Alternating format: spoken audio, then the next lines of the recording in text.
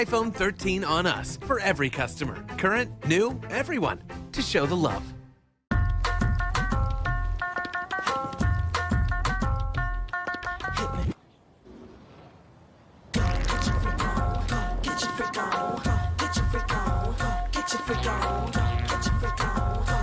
So was there anyone more resilient than the Reverend Dr. Martin Luther King Jr.? We're here at the MLK Memorial in Washington, D.C., and we're talking about resilience. How do you get back up when you've been knocked down? How do you keep going? So I have a story of resilience.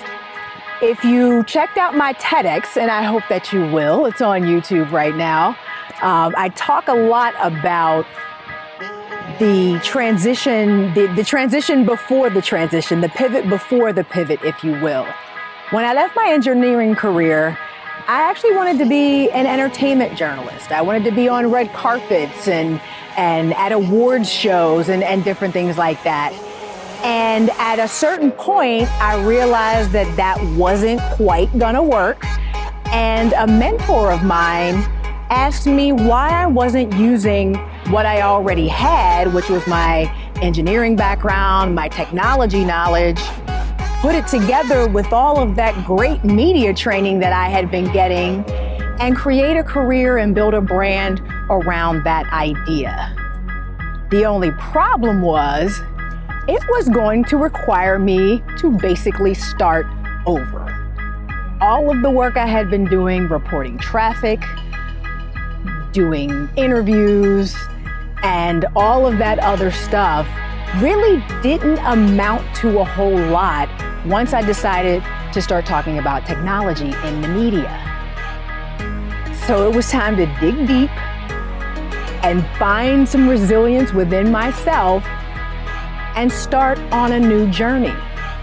And that's what I did, and that's what you might have to do. You may have to pick yourself back up. You may have to leave everything you knew in the past and start fresh. But we're resilient.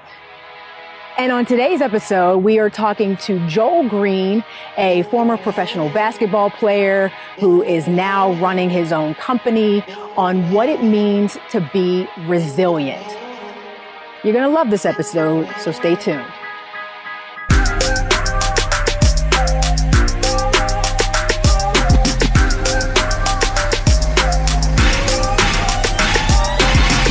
So we are continuing the conversation about resilience. Thanks for watching The Pivot with Stephanie Humphrey.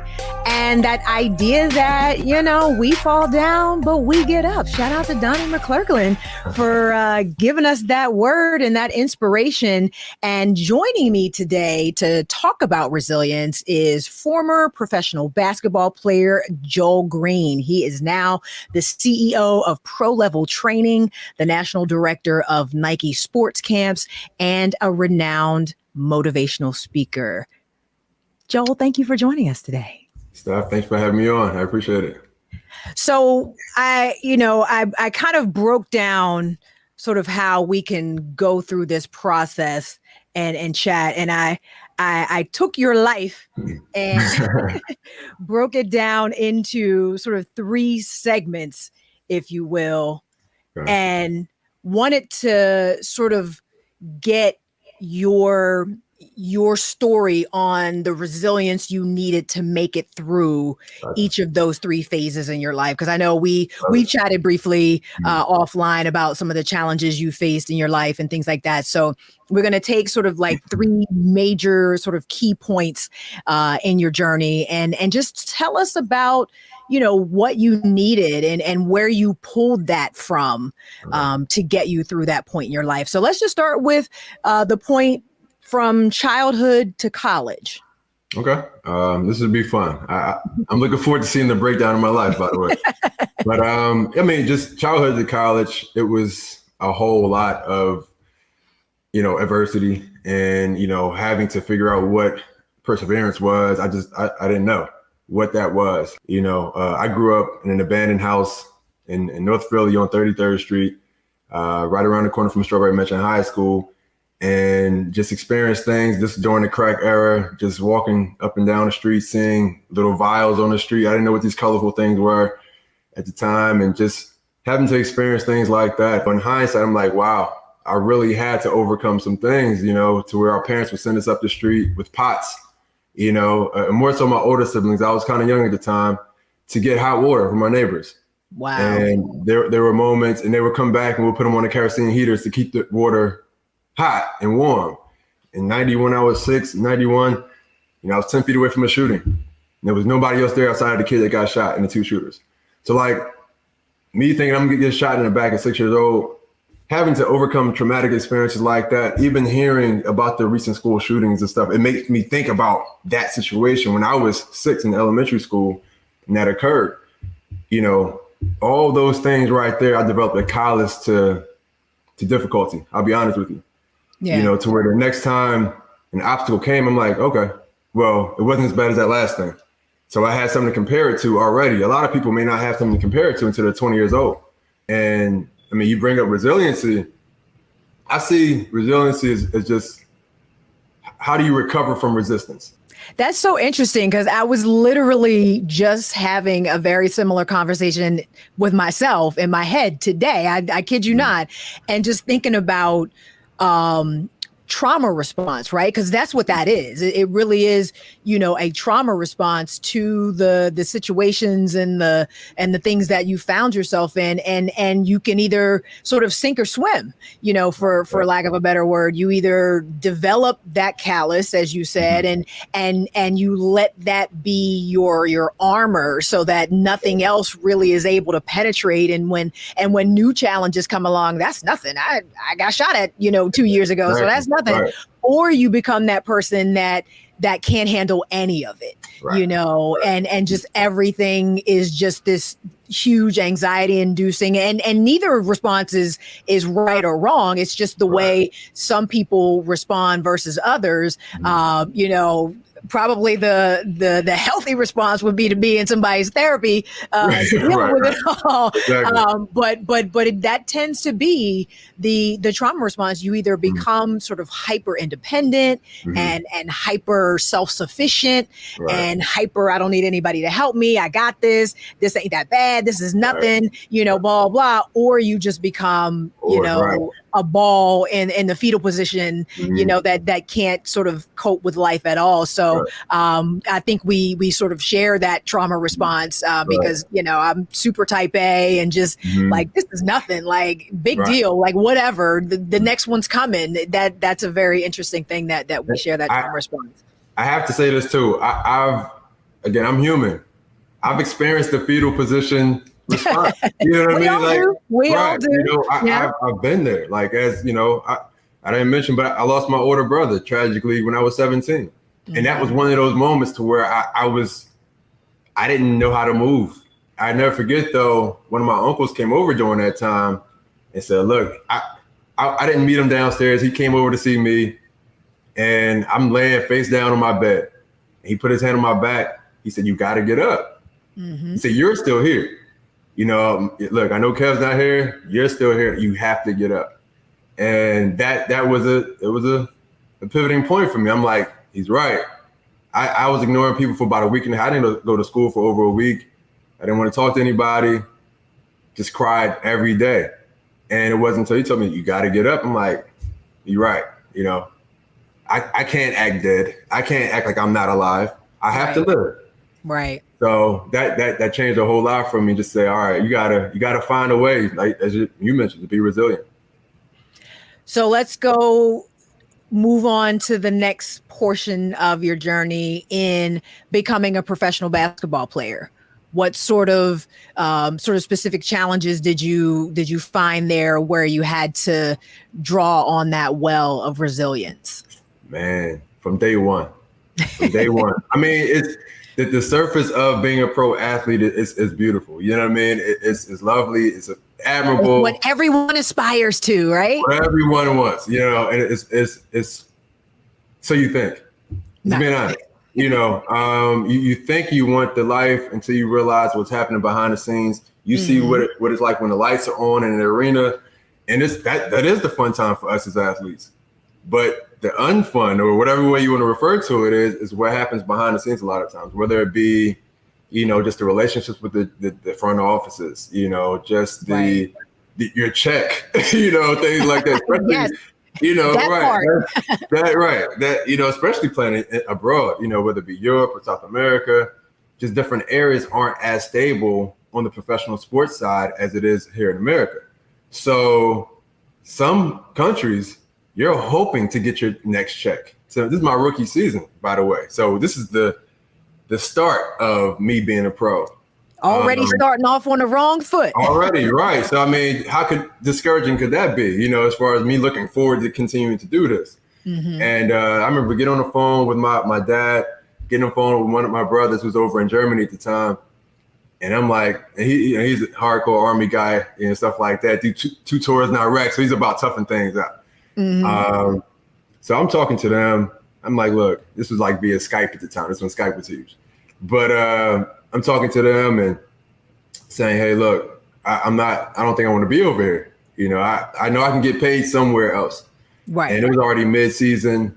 They said, look, man, you worked all this time to get over there and walk out mid-season. They said, look, we know you're there to get paid. You're a professional. This is what you get paid to do. They said, but we know you love the game of basketball. You love playing. You love getting better. And they said, look, at the bare minimum, get some film out of it. I said, look, we already know when it comes to Europe, playing in Europe, the high commodity is your footage. Right. That's the hot thing. Like, that's what gets you your next deal, your next contract. Okay, let's see what he did. So I stayed over there. I decided to stick it out, be resilient and miss that season. Took them to the playoffs for the first time in 4 years. Got some great footage from it. Got some great deals and opportunities afterward.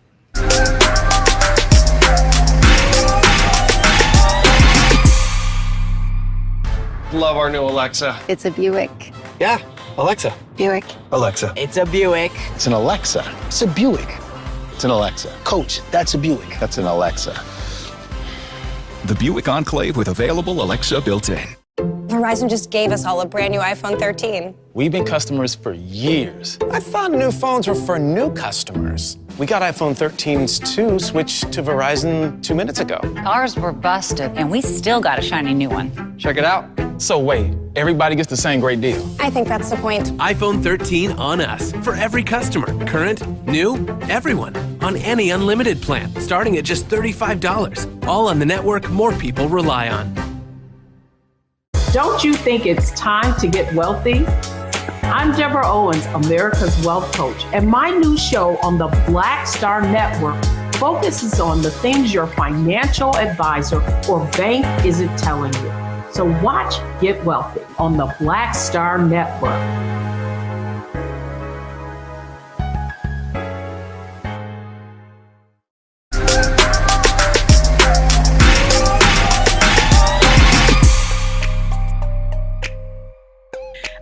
Okay, so now let's talk about the transition into becoming an entrepreneur. Because I have to imagine that was probably a pretty, significant point in your life where, you may have sort of defined yourself as this basketball player, and now we have to figure out, what's next.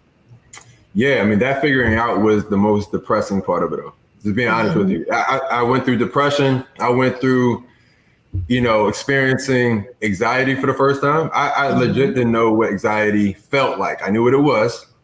I didn't know what it felt like. I've always been a very confident person, self-aware as well, to where I can tell what's coming. I had some good foresight throughout my life. I can tell, okay, let me go get some help about this. Never really had things kind of felt like it was crashing down on me. Right. I couldn't handle it.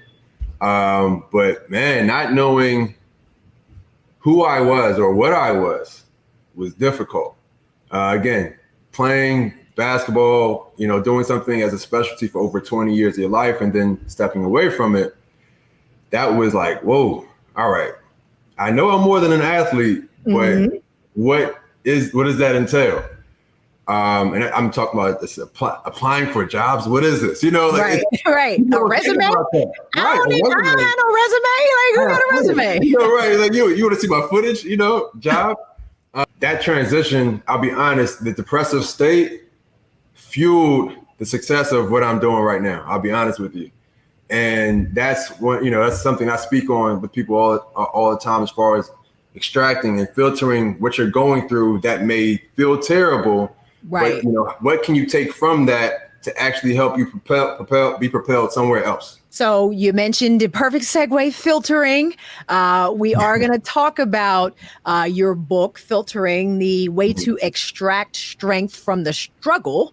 And you wrote something in the one sheet that you sent to me that said, just getting rid of pain also gets rid of its gift. Absolutely. What is the gift of pain? I mean, that seems counterintuitive, right. that you would say that. So what gift can pain give us? I mean, I look at pain often as a person, right? So it's like when pain comes out of the blue, right, and just knocks on your door and shows up, you question it. It's like, whoa, this is a stranger. I don't like this, stranger danger. So you want to get rid of the pain. But at the same time, that person probably showed up for a reason. Mm-hmm. There's a purpose for that pain just showing up randomly. And so often we just want to get rid of our pain and never question it, never lean into it. It sounds, again, just like you said, who wants to do that? But that's one of the main reasons why our pain, our painful experiences and circumstances continually revolve. They come right back around because we ignore their reason for coming to begin with. Right. And instead of resolving them, they end up revolving. And we just go through this vicious cycle time after time after time. I know it's there for a reason. I know it's trying to tell me something about myself and show me a chink in my armor that I can feel to where it's no longer a chink or a weakness. So anytime pain comes, I'm just looking to strengthen that area so I can be even stronger beyond it. So now what are some tips you can give us to extract strength from this struggle? It's hard out here, Jay. What can we do? I mean, there's a lot of things you can do. Number one, question whatever you're going through. Again, it's pry your own situation like you would somebody else's. Be nosy about what you're going through. A lot of times we want to ignore it because we want to cover it up. Mm-hmm. We want to cover it up for other people so that we appear perfect. We want to cover it up for ourselves so we don't feel imperfect. No, look, be transparent with yourself. And that's one of the main things I had to work on because I was such in the typical sense a man, I'm all right. I'm okay. Listen, I'm always okay. That hyper masculinity is going to kill y'all. This is for everybody else out there listening. That stuff is going to kill y'all. Like literally, put that to the side. Feel your feelings, ask for help, all that good stuff. Because man, all right. Look, I'm glad you said it. I'm glad you said it. You know what I mean? That's how I feel. And it took me a while to just say, dude, cry. You know what I'm saying? Like you feel it. Let it out. Not too long. You don't want to sulk. Don't stay in your feelings for too long. But get some things off your chest. Express your feelings to other people. Whether they be good or bad. Let it be known, and just be more transparent with yourself. And that's one of the main things that will help people to extract, some fuel, extract some strength. And another thing that will also help is find somebody, now we have, the term accountability partners, things like that. But find somebody that you can truly count on and run everything by them. Mm-hmm. Everything you truly feel that you would typically be embarrassed about to run past your associate. Have that friend or that family member, whoever, to where they're in the corner. Most of us at least has one, Right. A lot of us have multiple, but at least we have one. Run everything by them.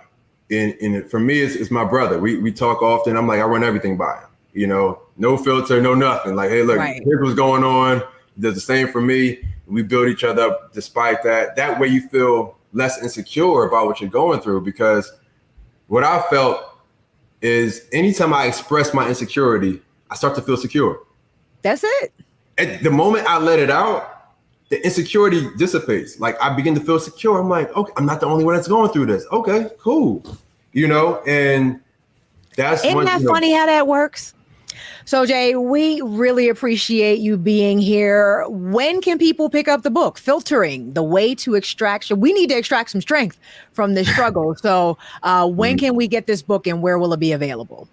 Well, definitely looking forward to releasing it. It's going to be released on September 6th, 2022. So a few months from now. It's going to be available on the major platforms as far as your BarnesandNoble.com, your Amazon, of course, just a number of other places, Book Baby, a number of different places. Wherever you get your books. Wherever you can get your books is going to be there.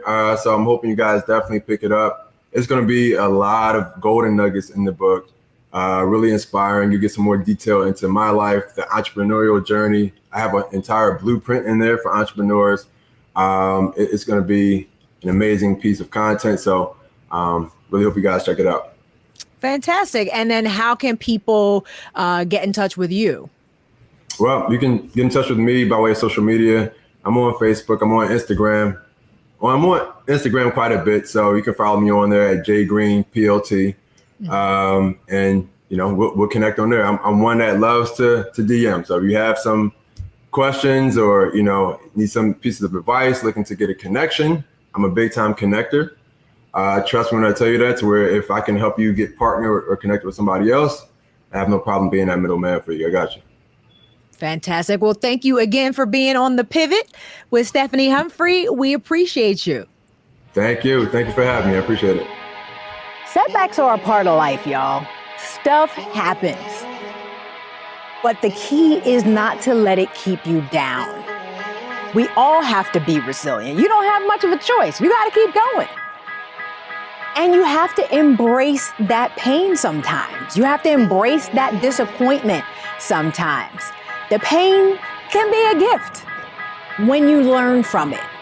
And you want to take those lessons so that you can grow and so that you're not repeating the same mistakes over and over again as well. So lean into the pain, learn from it, grow from it, and then let it go. Journaling can really help you during these times as well, just to get everything out, get everything off your chest, and also to look back to see how far you come. You'd be surprised at how resilient you actually are in hindsight. Now, I like to actually write things down in a physical journal myself, but apps like Journey and Penzo are great for that as well. And then you just gotta embrace an attitude of gratitude. It is much easier to come back from disappointment when you can focus on the things that you already have and the things that you're already grateful for, while you anticipate and get excited about everything that's yet to come. It's resilience, y'all. Let's get us some. This is Stephanie Humphrey with The Pivot. Thanks so much for watching. How about sushi? I just had sushi for lunch yesterday. How about tacos? Automatic emergency braking, one of 6 advanced safety features standard on every 2022 Chevy Equinox. Find new technology. Find new roads. Chevrolet.